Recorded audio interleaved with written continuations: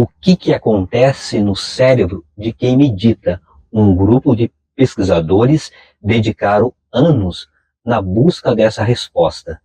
Venha descobrir nesse vídeo o que eles encontraram. E a resposta, ou melhor dizendo, as respostas poderão surpreender você. O cérebro Zen, o que acontece na massa cinzenta de quem medita.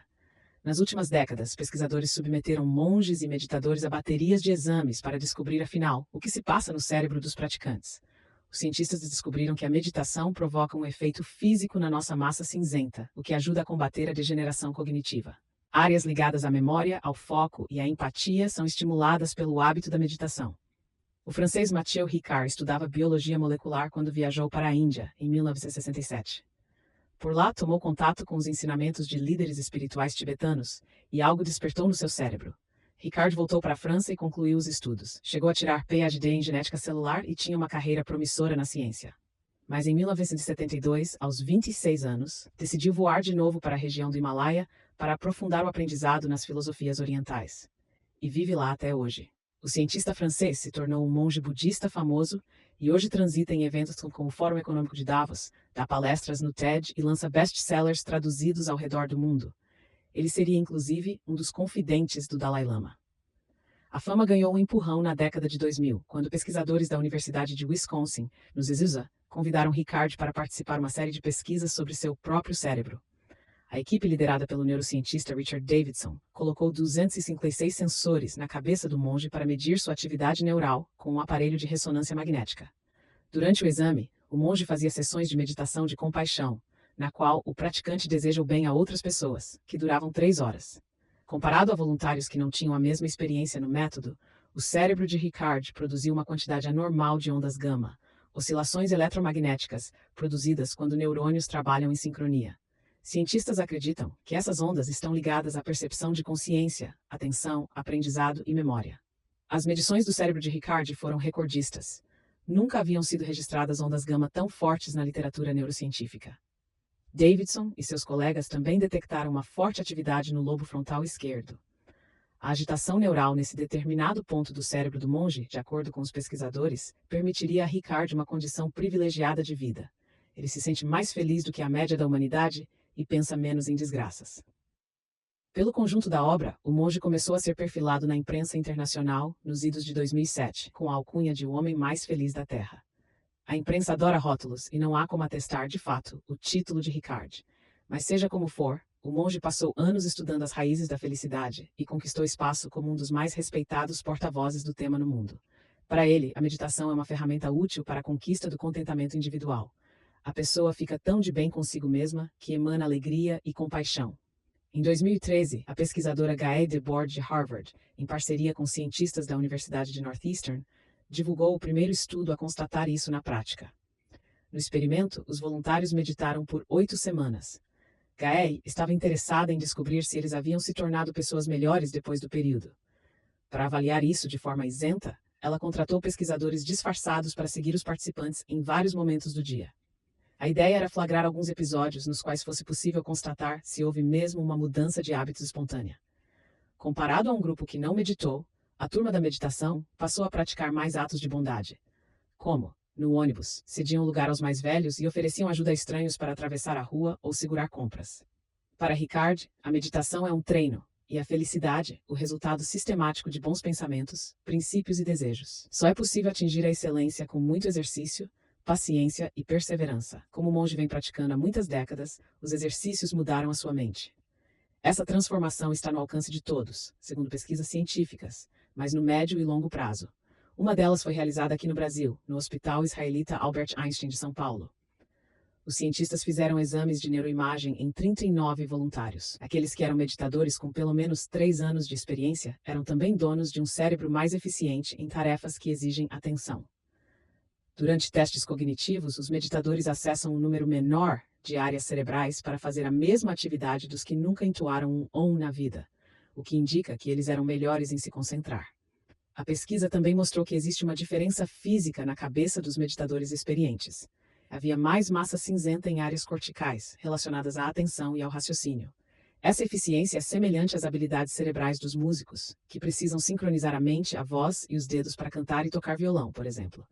Músicos profissionais automatizam uma tarefa altamente complexa e parecem nem pensar mais na performance, uma perícia que fascina multidões.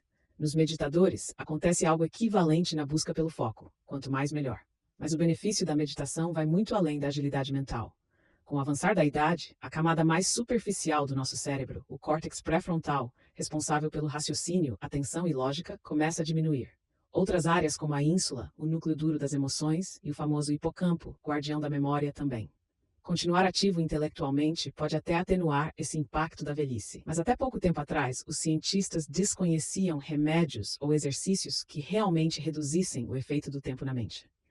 Até que um experimento feito na Universidade de Harvard trouxe a meditação de volta aos holofotes. Divulgada em 2014, a pesquisa, capitaneada pela neurocientista Sarah Lazar, mostrou que o mindfulness funciona como um antídoto contra o envelhecimento cognitivo. A equipe de Sarah fez exames de neuroimagem em meditadores adultos de meia idade e verificou que eles tinham uma capacidade cognitiva igual à de jovens de 25 anos. Os praticantes tinham mais neurônios. É um achado exuberante. Isso porque o encolhimento do hipocampo, por exemplo, está associado a várias doenças, desde a depressão até demências. Um dos primeiros cientistas a se interessar pelos efeitos da meditação na saúde, o norte-americano Andrew Newberg, começou a investigar a prática justamente atrás de um método contra a deterioração mental.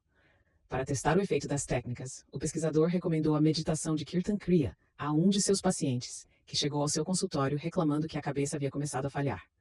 Na Kirtan Kriya, o indivíduo tende a repetir o mantra Sa, Ta, Ma, que pode ser pronunciado em voz alta, em silêncio ou incorporado a uma música.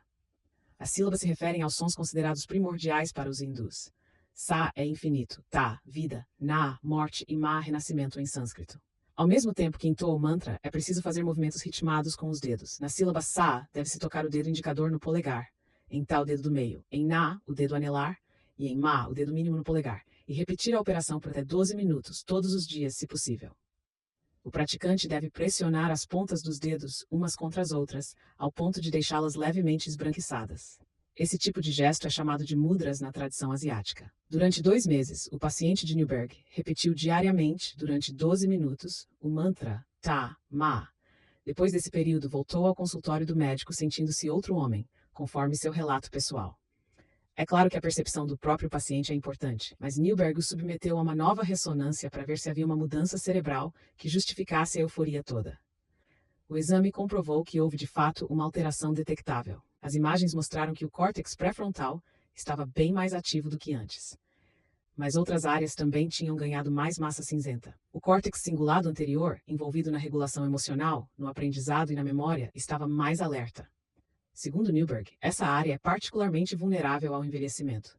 Pacientes com Parkinson e Alzheimer, por exemplo, apresentam uma atividade metabólica menor nessa região. Além disso, o cingulado anterior tem um papel preponderante na redução da ansiedade e da irritabilidade e no aumento da empatia. Em um teste, que consistia em um jogo para ligar os pontos, a melhora da sua performance comparada ao início do tratamento foi de 50%.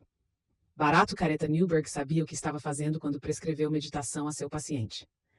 Em 1999, o pesquisador havia feito um experimento inovador para a época. Submeteu monges e freiras a um exame chamado de tomografia computadorizada por emissão de fóton único, ou SPECT.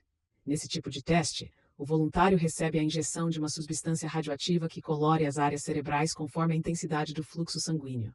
Mais sangue circulando em determinada região significa uma atividade mais intensa. Quando estavam entrando em estado contemplativo, os monges tinham de puxar uma cordinha. Esse era o aviso para que o cientista injetasse a substância. 1 minuto depois, as imagens cerebrais apareciam coloridas no monitor. O lobo frontal, ligado à concentração, ficou vermelho brilhante, o que indicava uma intensa atividade. A meditação requer foco e concentração. Ao contrário do que muitos pensam, é uma atividade mental intensa e não um relaxamento.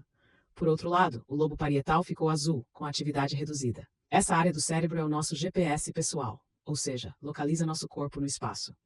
Sem essa percepção, perdemos as coordenadas básicas de onde estamos. Na leitura de Newberg, a redução de atividade nessa área indicava que meditadores experientes perdem a noção de individualidade, do espaço e do tempo. Você se torna um único ser com Deus ou com o universo, disse Newberg.